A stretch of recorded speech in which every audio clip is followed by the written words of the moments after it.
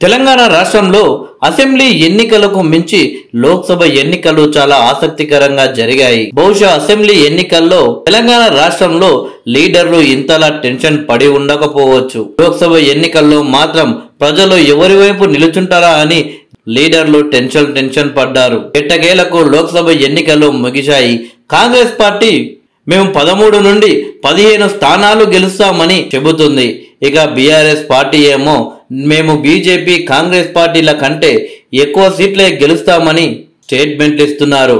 ఇక బీజేపీ విషయానికి వస్తే రాష్ట్రంలో మెజారిటీ సీట్లు గెలుచుకునే పార్టీ బీజేపీ పార్టీయే అని బీజేపీ పార్టీ నాయకులు అంటున్నారు.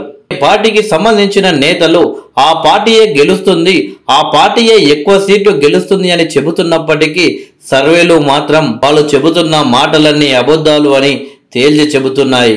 తాజాగా లోక్సభ ఎన్నికలు ముగిసిన తరువాత కొన్ని సర్వే సంస్థలు సంచలన విషయాలు బయటపెట్టాయి. తెలంగాణ రాష్ట్రంలో ఎక్కువ సీట్లు గెలిచే అవకాశం కాంగ్రెస్ పార్టీకే ఉన్నట్లు ఆ సర్వే సంస్థలు బయటపెట్టాయి.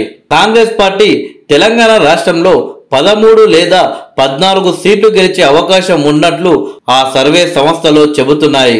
ఇక బీఆర్ఎస్ విషయానికి వస్తే బీఆర్ఎస్ కేవలం 2 సీట్లు మాత్రమే గెలిచే అవకాశాలు ఉన్నాయి, అవి కూడా డౌటే అన్నట్లు ఆ సర్వే సంస్థలు చెబుతున్నాయి.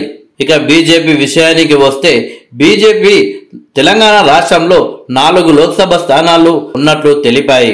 అందులో 2 సీట్లలో ఒకవేళ బీఆర్ఎస్ పార్టీ గెలిచే అవకాశాలు ఉన్నాయి. అయితే లోక్సభ ఎన్నికలు మొదలు కాక ముందు తెలంగాణ రాష్ట్రంలో లోక్సభ ఎన్నికలను జాతీయ లెవెల్లోనే ప్రజలు ఆలోచిస్తారు. రాష్ట్ర పరిస్థితులను బట్టి లోక్సభ ఎన్నికల్లో ఓట్లేయరు అని బీఆర్ఎస్ బీజేపీ నాయకులు భావించారు.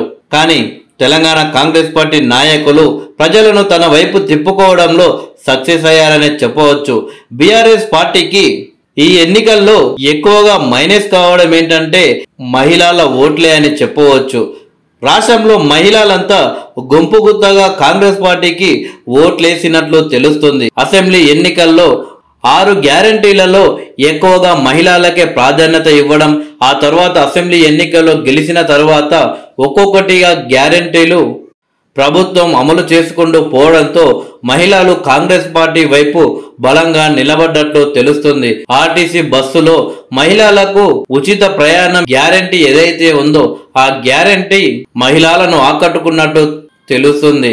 అలాగే 500 సిలిండరు మరియు దానితో పాటు రాష్ట్రంలో ప్రతి మహిళకు ప్రతి నెల 2500 రూపాయలు కాంగ్రెస్ పార్టీ ఇస్తుంది అని హామీ ఇచ్చారు. అది కూడా పార్లమెంటు ఎన్నికల తర్వాత కాంగ్రెస్ పార్టీ తప్పకుండా ఇస్తుంది అని రాష్ట్ర మహిళలు నమ్ముతున్నారు. ఈ 3 గ్యారెంటీలు తెలంగాణ రాష్ట్రంలో మహిళలను బాగా ఆకట్టుకున్నట్టు తెలుస్తుంది. ఇక ఈ 6 గ్యారెంటీలను అడ్డుకోవడం కోసం ముఖ్యంగా తెలంగాణ రాష్ట్రంలో ప్రభుత్వం ఏదైతే మహిళలకు ఉచిత బస్సు ప్రయాణం ప్రవేశపెట్టిందో దాన్ని అడ్డుకోవడం కోసం అలా ప్రయత్నాలే చేసింది. బీఆర్ఎస్ పార్టీ ఎన్ని ప్రయత్నాలు చేసినా కానీ మహిళలకు ఇచ్చిన మాటలు తప్పము అని కాంగ్రెస్ పార్టీ ఆ కార్యక్రమాన్ని ముందుకు తీసుకువెళ్తుంది.